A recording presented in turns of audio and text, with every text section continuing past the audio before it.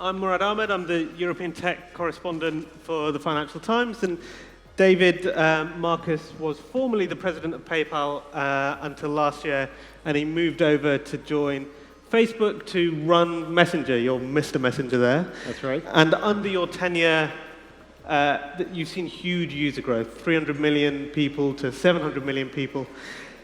So I guess the first question is, what was the strategy behind that? You guys speak about something which is Messenger as one app for everything. What does that mean? Well, the first thing is, as you said, we've grown a lot, but we still have a lot of growth ahead. And what we want to do is reinvent everyday communication for billions of people. And it includes not only communications between you and the people you care the most about in your life, your friends, your family, but also communications with businesses, because we think that communications with businesses are utterly broken and they're very rarely delightful. I mean, when's the last time you had to change a flight on the phone? Right. And that ranks pretty high up, pretty near a visit to the dentist, because it's really painful. And so how can we reinvent all of these communications to make it better? And how do you do that? How does Messenger fix that problem? Well, a concrete example is with e-commerce. So right now with e-commerce, when you get to a website and you want to buy something, you get there, you have to create an account, one email. You buy a product, one email. It's shipped, third email. Right. It gets to you, fourth email to ask you what you think about the product. And those emails are all independent new threads that are created every time.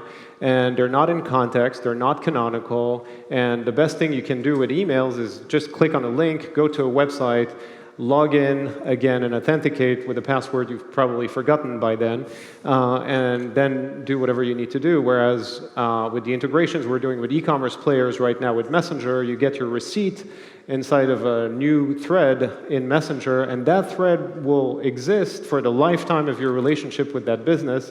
And you can see where your package is with a live map of where your package is. You can interact with the business, modify things, never have to log in again. So you have identity, context, it's canonical, and if I bought a t-shirt and I say I want 2 more in black, when I say 2 more, the business has context about what product I'm talking about, what size I wear, where to ship it, and so it just removes all of the friction from the interactions that we have with businesses. So it's one thread to kind of rule them all. You have it all in one space. So what verticals, you were talking about e-commerce there, but in the coming weeks and months, what verticals do you move into to kind of solve this thread problem and make it all happen within Messenger? Well, we started with e-commerce because we felt that there was so much friction there, and that actually the commerce experiences that we have on mobile shouldn't be the way they are. And the only reason they're the way they are is because the web exists. And if the web didn't exist and we built interactions on mobile from the ground up right now, they would look radically different than a shrunk down version of a website for a small screen, because the usage paradigm is completely different. So e-commerce is one. We're going to do airlines as well, because that's very painful today. And then we'll go vertical by vertical. But the interesting thing is that threads are becoming a new form of apps, because you don't want apps for every single brand you interact with. You don't want apps for every single business that you need to interact with. You want only the ones that you use on your home screen, and that's basically it. And I'm pretty sure that if I ask any of you in the audience, how many apps did you download in the last 6 months that have made their way onto your home screen, it's probably going to be very close to 0. And there's a new report that came out that 63% of adults are not downloading any apps anymore. And so when you have the opportunity to actually build a great experience inside of a communication thread that will bring you the right information at the right time, in the case of an airline, when it's time to board, you don't have to go to the app that you'll use twice a year. find your login again, copy and paste from your email your travel reference to actually check in. You'll just have a message with a nicely designed bubble that will tell you where your gate is. You tap on it, you get your boarding pass right there and then. And that's a much better experience than an app. And for that airline, they can probably reach 80% of the flyers on that plane, which they'll never get to with their own apps. So we think that we can actually be, in a way, a new generation of apps inside of Threads. And the only issue with that might be that businesses like to control the experience that they have with their customers. Is there evidence that businesses will happily move over to having Threads and Messenger rather than getting that key thing, which is what they all want, which is the app on the home screen? Yeah, we actually had no resistance whatsoever because the reach is immense, right? It's like, I've had a conversation with an airline executive a while back, and they were very focused in building the new version of their app. And I asked them, what's your goal? Like in 2 years' time, if you can reach 10% of flyers on any given flight with push notifications enabled, is that a great goal? And he was like, yeah, that would be amazing. 10% would be great. And I'm like, okay, you can reach 80% tomorrow on Messenger with a better experience, and that's what matters for a business. They just want to have a better relationship with their customers, differentiate with their competitors, and just create a much better and delightful experience for them. Yeah, I mean, how are these businesses ever going to resist Facebook in the end? They might as well just get on board. But moving on to something slightly different. There was no resistance. Well, absolutely. Moving on, you're also doing really interesting things in artificial intelligence, also within Messenger. You've created something called M, which is a virtual digital assistant. That'll sound familiar to lots of people. What are you doing that makes it different to Apple's Siri or Microsoft's Cortana? Well, the big difference is that it can actually do things for you. So it's not like, hey, what's the weather? It's actually buy me flowers for my wife, just plan a trip for me this weekend for the family, book airline tickets, do all of these things. And so we're thinking of this as, can we actually, once you have the relationships with the businesses that you care to have a relationship with inside of Messenger because you have specific threads with them, then what are the other things that you need to be done in your life to make it easier? And like you can order pizza or book a restaurant or do all of these things in one place. That would be pretty sweet. So the way we're building this is a combination of artificial intelligence and human trainers. So when you actually ask a question to M, it goes into our artificial intelligence module.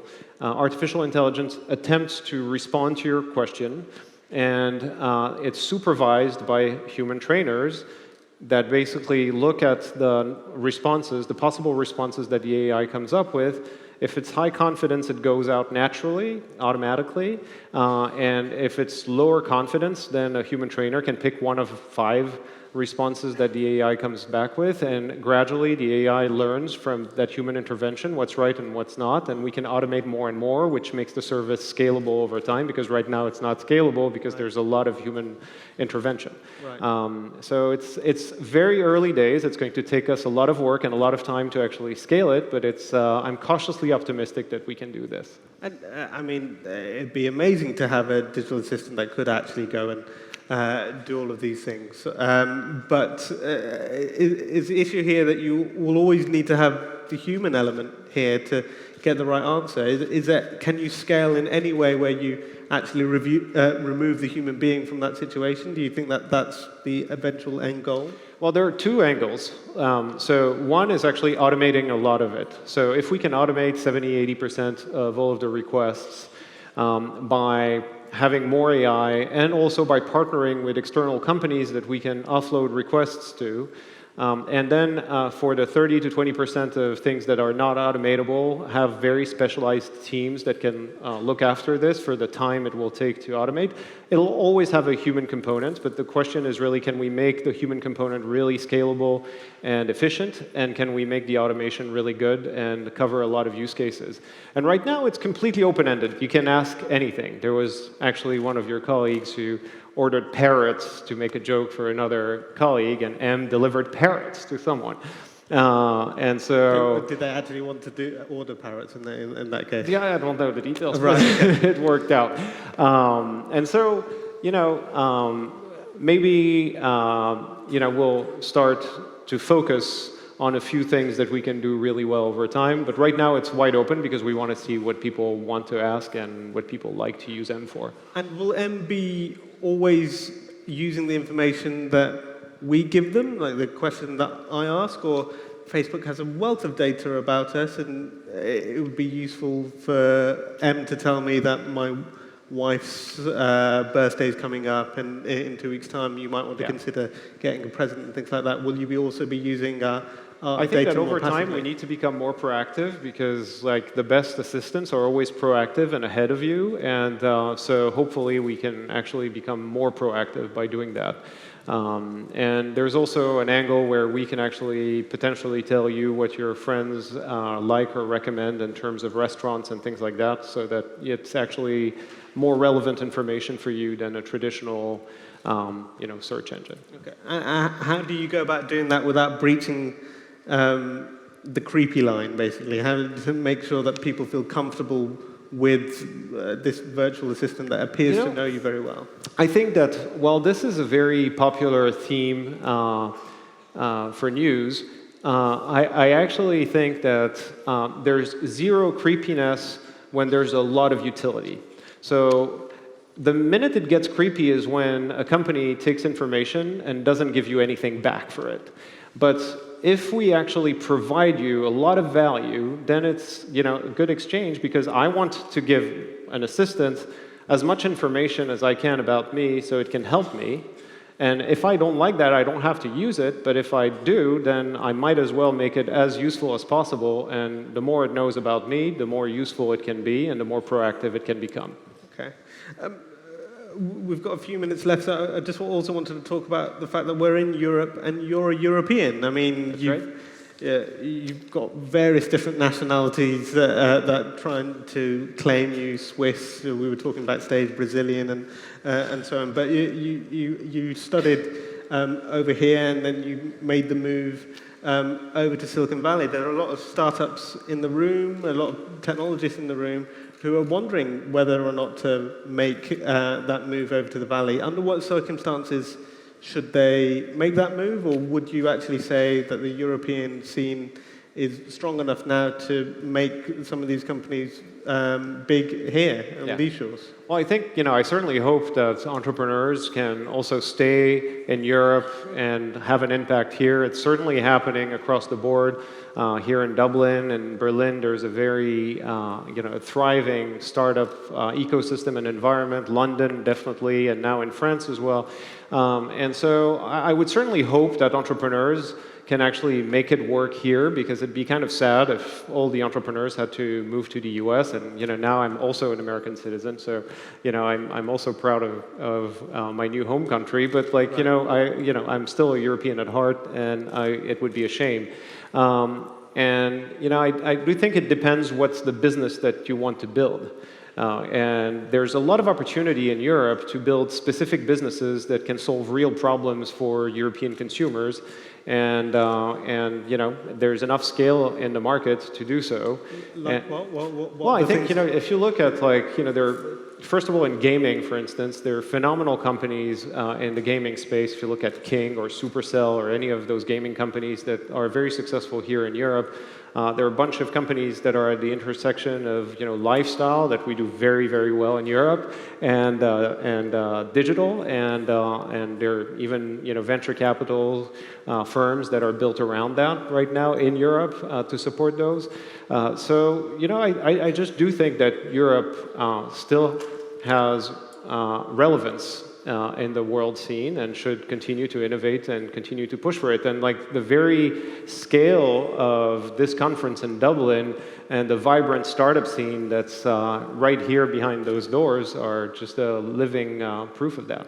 But there will be some people who it would be right for them to go over to the Valley, like you did. I mean, what are the key things that they should be thinking about if they're going to make that move? Is it a money issue that they're trying to access? Is it a technology issue?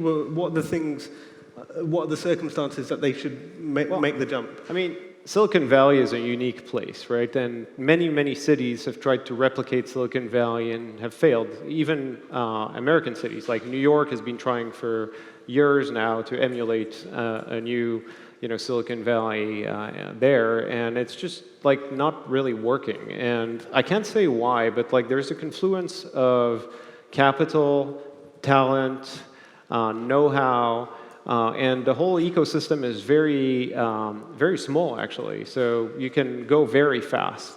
And the beauty of the American market is that it's a huge 300 million plus consumer market that is actually eager to try new things. And so if you're trying to have a global consumer product, then it's always potentially easier to do it from there. If you're more regional, or if you're a B2C, a B2B product or enterprise product, then there are applications everywhere. But like it's really easier because of that ecosystem to build global companies that have a big consumer impact from Silicon Valley. And I guess kind of a last couple of questions on this theme. One of the issues, though, is, like you say, there's a great amount of talent out there, and that money is also out there. The money side appears to be fixing itself slowly in Europe, but the talent issue has become a problem. How do we get people like you to run a European business? Kind of the experienced people in tech. Is there any evidence that can be solved, or Silicon Valley people might want to return back to Europe and build these businesses? I don't think you need Silicon Valley people to come and run European startups. I think that like we have a lot of phenomenal European founders who are running very large businesses that they started from the ground up. And I think engineering-wise, we have all the right engineers. If there's one discipline that I think could use more constituency, is really the product managers. Right. And I found that it's really interesting. There's this culture of product managers in the Valley, and they're truly producers, if you will, of the product that doesn't quite exist in Europe. And when I talk to my European friends, there's often a confusion between a project manager and a product manager, which has always been interesting and fascinating to me. What's the ideal product manager? Because I hear this from entrepreneurs all the time. They're looking for a product manager, but who is this person? Well, that's the person who makes sure that everybody works in the same direction and defines the direction of the product and like owns the destiny of the product in her hands. And right now we're just like, generally we have strong founders in Europe. And then when the product scales, it's really, really hard to find those product managers that they can rely on to take the product to the next stage, or to branch it off into more functionality, or just go to new countries. And so this discipline is not really where it needs to be, I think, in Europe. And engineering-wise, design-wise, I think there's all the talent that's needed in Europe. Okay. And a very final question on Messenger. The next year, if you came to Web Summit, what's Messenger going to look like then? Well, hopefully, a lot of you will be using it a lot more, just because we're going to make it better and better. And it's true that, honestly, if you use Messenger now, especially if you're in a group conversation, and you go back to SMS, it just feels like, the analog days are back. It just feels, a little boring. You can't do animated GIFs, stickers, video calls, all of these things. And we're going to continue investing heavily. One of the areas we're going to continue to invest is photo sharing, because we believe that we can actually make it a lot better. And there are all kinds of other things. Like last week, we launched message requests, this idea that you don't need a phone number anymore because 1.5 billion people are on Facebook, and if you add up all of the people who are now joining Messenger without a Facebook account because they can, it's like going to be billions of people soon before you know it that you can actually find by name. And a series of digits to represent where you can be reached seems kind of antiquated in 2015. So maybe we can also replace that. All right. Well, we'll look forward to seeing that. Thank you very much. Thank you. Thank you very much.